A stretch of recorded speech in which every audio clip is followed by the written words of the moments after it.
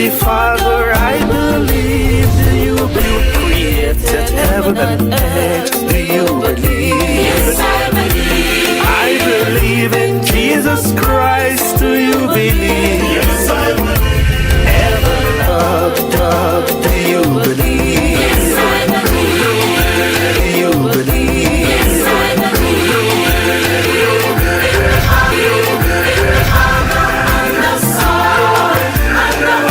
When we enter into the church, this is the kind of practice we see when you get in the church. After bowing, you go behind the altar. The first thing that happens, Kiss the altar.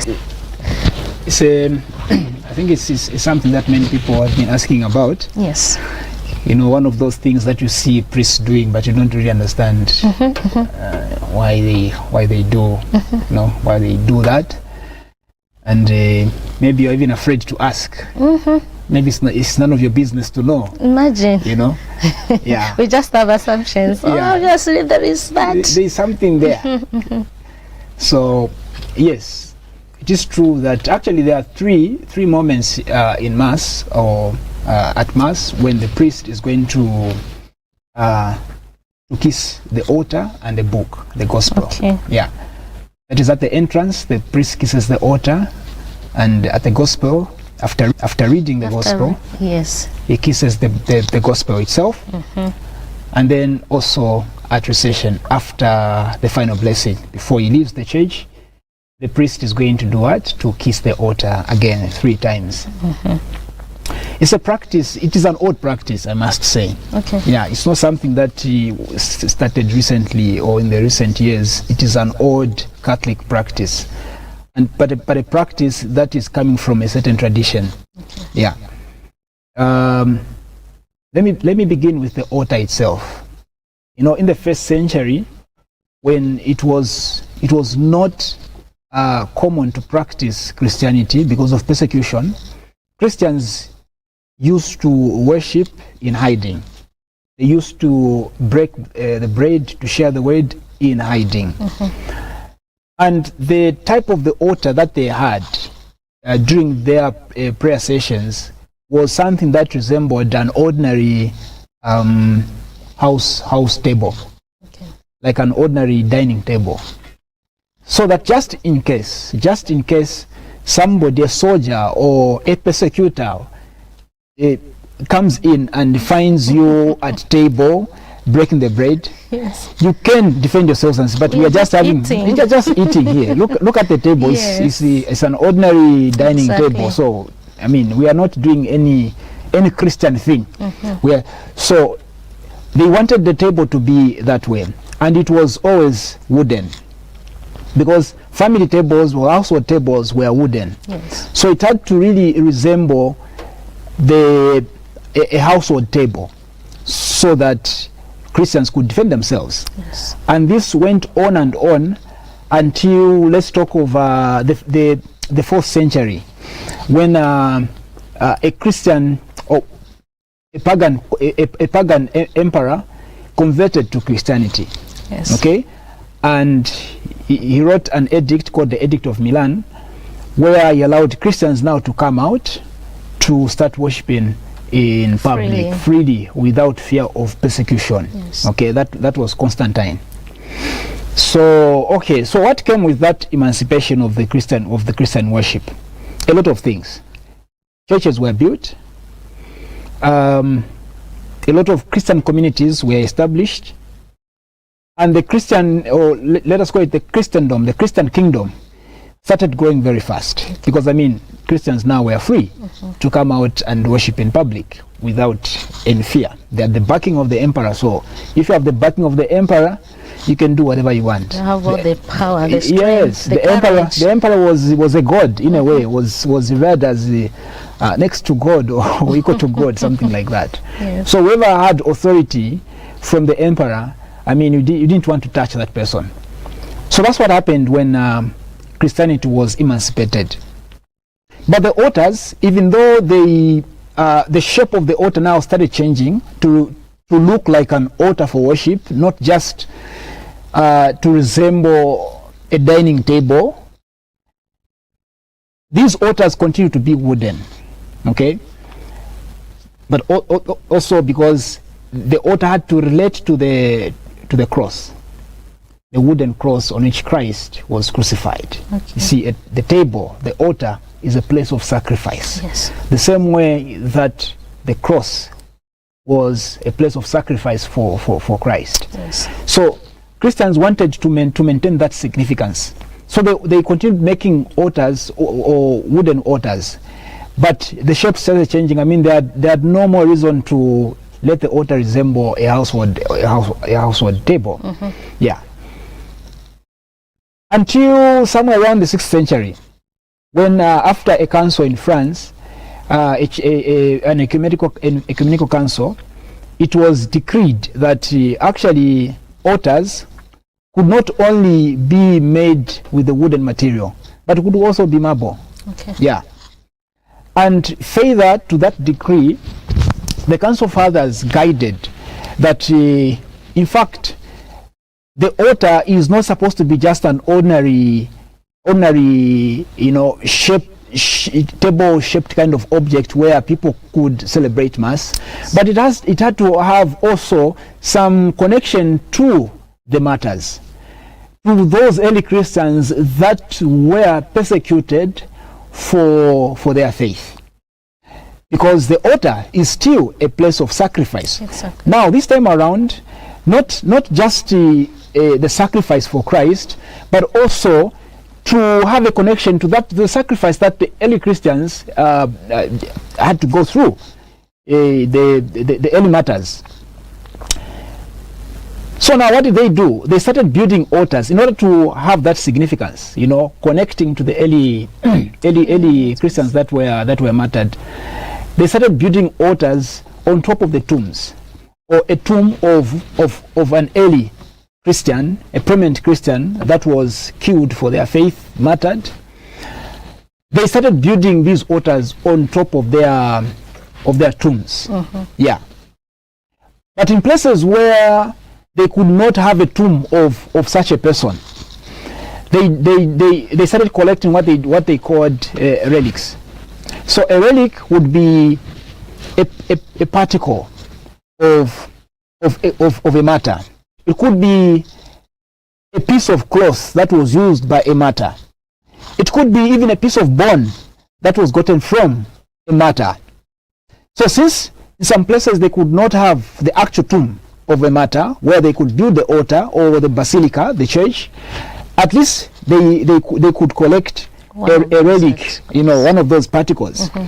It could be a bone, it could be anything, or even an object that was used by a martyr. Yes. And that particular thing could be placed, or let's say enshrined, engraved in the altar. So you make an altar, and then you would put that particular article somewhere in the middle of the altar. So is this where the naming of the churches originate from? Originally, yes. Okay. So originally, the saint or the martyr whose relic is put in that church mm-hmm. would also inspire the naming of that particular church, parish or basilica. Mm-hmm. So if in this church you have the relic of Saint Andrew, then this basilica is going to be Saint Andrew, dedicated to Saint Andrew. Okay. Yeah. So initially that is how it was. Now with time, since the church grew and the parishes multiplied and so on and so forth, it became imperative to dedicate a parish or a church to any saint, not necessarily whose relics are put in the altar there or at the center of the altar. Mm-hmm. So a parish could carry the relics of Mother Teresa, for example, but then the parish could be Saint Peter. Okay. Yeah. Okay.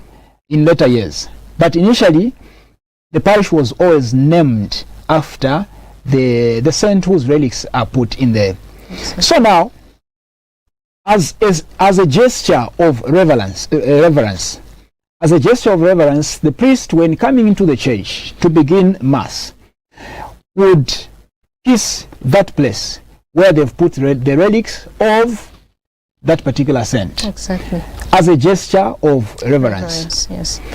Traditionally, a kiss was not just a gesture of love, but also a gesture of respect. Okay.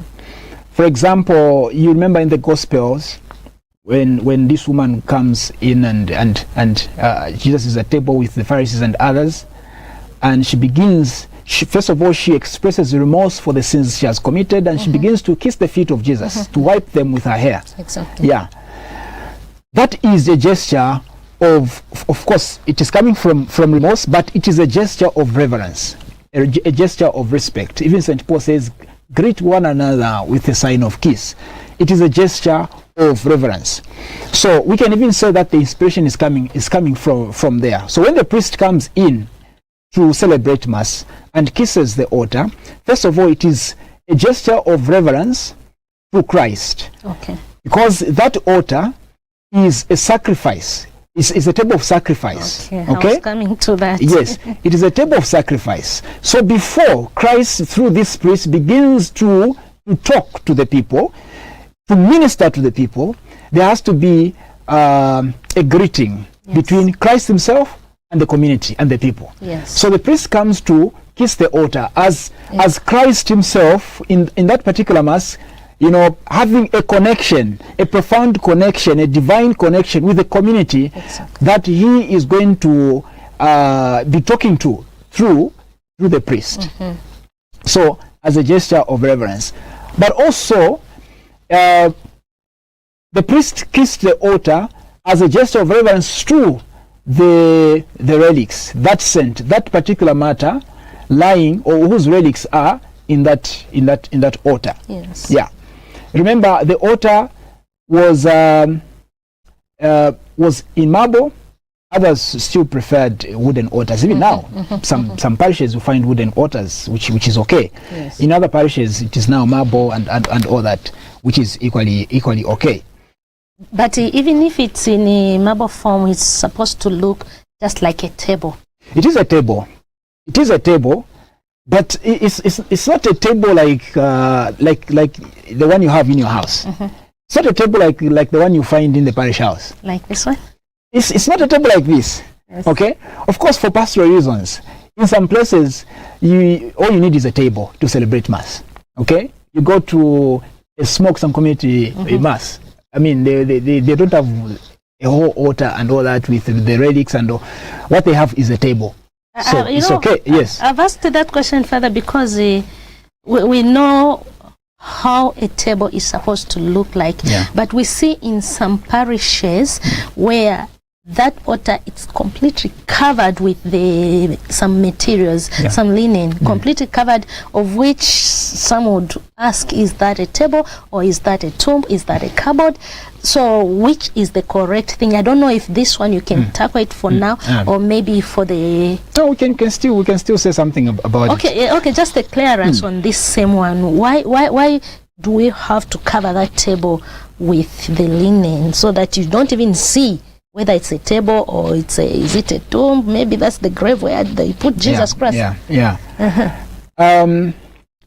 So it's not like we have to cover all the way up to the ground, the floor.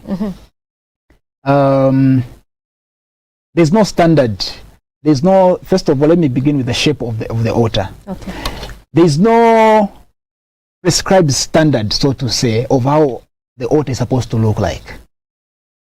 But when you make an altar and you tell me this is an altar for a Catholic church, or in a Catholic church where Mass is going to be celebrated, and it appears it looks in a certain way, you've made it in a certain way, I'll be able to know whether this is the correct shape or not. Okay. Even though we do not have a book that explains how many corners the altar is supposed to have, how big, how small, how high, how low. We don't have a book that gives those details. Okay. But if you took me to a church, even without telling me that this is a Catholic church or Anglican or Pentecostal, whatever, you just took me to a church and you pointed at a table and say, that is an altar, I will know. I will immediately tell you, this is not a Catholic altar, or this is not how an altar where Mass is going to be celebrated is supposed to look like. Exactly. So there is a way that an altar is supposed to appear. I'm not here to say it should appear in this manner, but there is a way, and all the priests know. When they are designing altars for the parish, they know how an altar is supposed to look like. Okay? Then, when it comes to covering, first of all, every altar is supposed to have a white linen on top. Yes. Yeah. Now, how big is that linen supposed to be? What about the liturgical color linen that you put around it, or that goes with the white linen? Yes. How big is it supposed to be? Again, there's no specification, so to say, because that has to do with the decoration of the altar. Okay. If you want, like, I mean, you go to some parishes, the linen is going right up to the floor. Yeah. You see, most of the altars, if not all the altars that we have in our Catholic churches, are very beautiful. Very.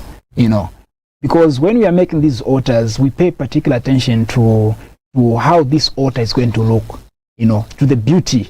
We want that beauty of the altar to come out. I've never seen well, maybe I'm yet to meet one, but I've never seen an ugly altar in a properly built Catholic church.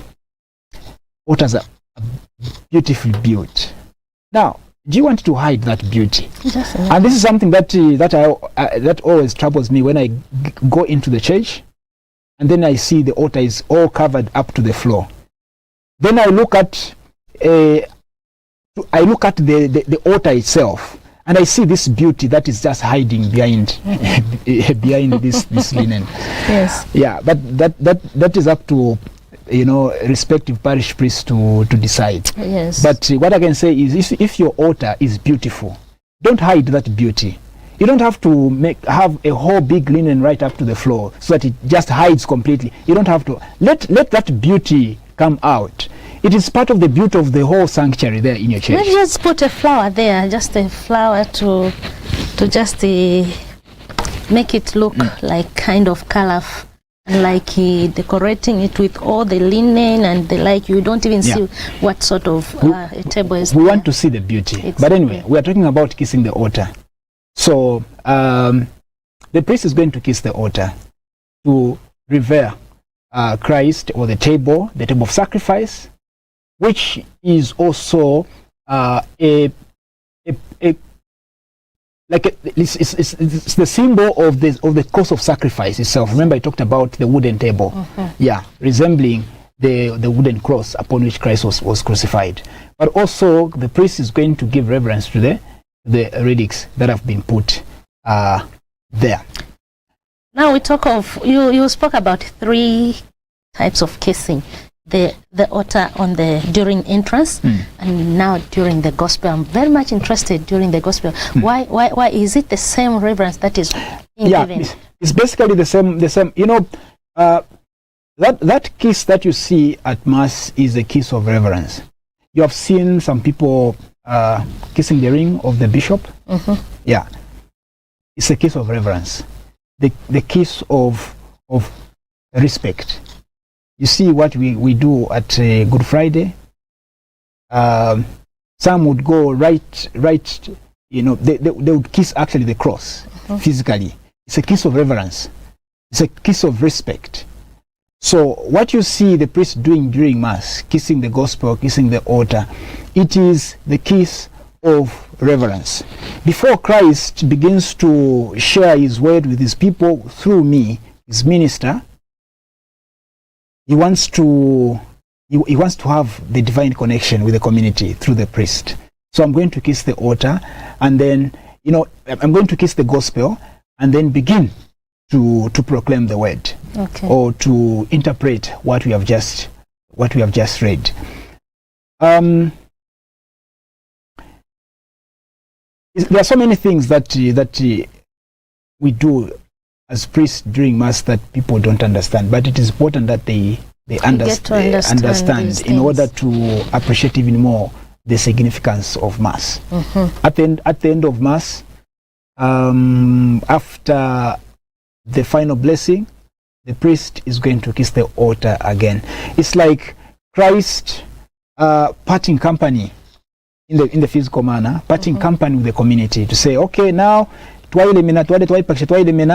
now I give you this kiss of peace, that as you go, okay, as you go to proclaim the word, Yes. go with my authority in a way. Go with my power. Go with my permission. Go and proclaim the word that we have shared at this Mass. Exactly. So it's a goodbye kiss, so to say. That now you can go. You're free to go and proclaim the word that we have shared at Mass. Thank you so much, Father. But as we conclude, I would just love to bring you back to the kissing of the Bible during the gospel. I have seen this happening, most especially to certain lectors, whereby they would also want to lift the book, and we will be told to say, no, you are not supposed to lift the book. Only the priest should do that. Kindly, just in your concluding remark, just a clearance, most especially to some of the lectors out there who don't understand what it means. Maybe we can learn just a bit from this one. Actually, not even the priest supposed to lift the book. Okay. Except for reasons of convenience, when maybe kissing the book. But let me begin from when reading the first reading, second reading, yes. or the gospel. The ambo, the lectern, is the table of the word. Let the book rest there. Let it be there, and read as the book is still resting on the ambo, on the lectern. That has its own significance. The ambo as the table of the word. If you do that, because I've seen this several times, where somebody comes to take the first reading, the first thing they do is to hold the book and do like this. Yes. There are exceptions for reasons that are beyond your control. You can lift the book. Let's say your sight is not so good. Yeah, if your sight is not so good and the ambo or the lectern is very far away from your, for that reason, you can lift the book so that you read properly. But what we are saying here is what you are not supposed to do under normal circumstances. If the sight is good and the height, the length, the height of the ambo is okay, do not lift the book. Read from there. The word of the Lord, when you finish reading, don't lift the book and start showing people. This is the word of the Lord. People know that what you have been reading is the word of the Lord. You don't have to lift the book and show it to them. This is the word of the Lord. Not at all.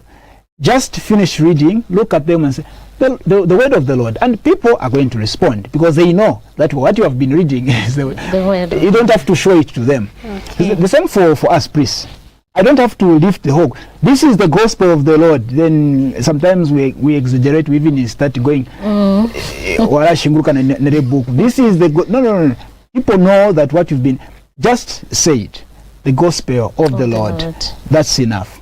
But for convenience's sake, if I am not able to conveniently bow to or go low to kiss the book, the gospel from where it is, I can lift it. Yeah. That's why even the deacon takes it to the bishop. And yeah, so that maybe that is a topic, for another day. Yeah. Thank you so much, Father. I think something has been understood. I hope so. Very much. I hope so. And that we are not going to make the same mistakes that we make, most especially, though it was not the topic in particular for the lifting of the Bible, but using this chance, we've learned this. And I'm sure my fellow congregants out there, they have understood and learned something that we can correct, because in everything that we do, we should be able to understand what we are doing and why we are doing it. But if we don't understand, that's where now we end up making mistakes and maybe arguing with those who are in charge of correcting us. And this is where we have come to the end of our today's topic. Join us again next week as we touch another interesting topic. Remember, Father Arthur is always going to be here to educate us on matters to do with the Catholic faith. This has been your servant lady Josephine Sonda with Father Arthur. We wish you God's blessings. Bye-bye. Bye. Mighty Father, I believe. Do you believe? Yes, I believe. You created heaven and earth. Do you believe? Yes, I believe. I believe in Jesus Christ. Do you believe? Yes, I believe. Everlasting Son of God. Do you believe?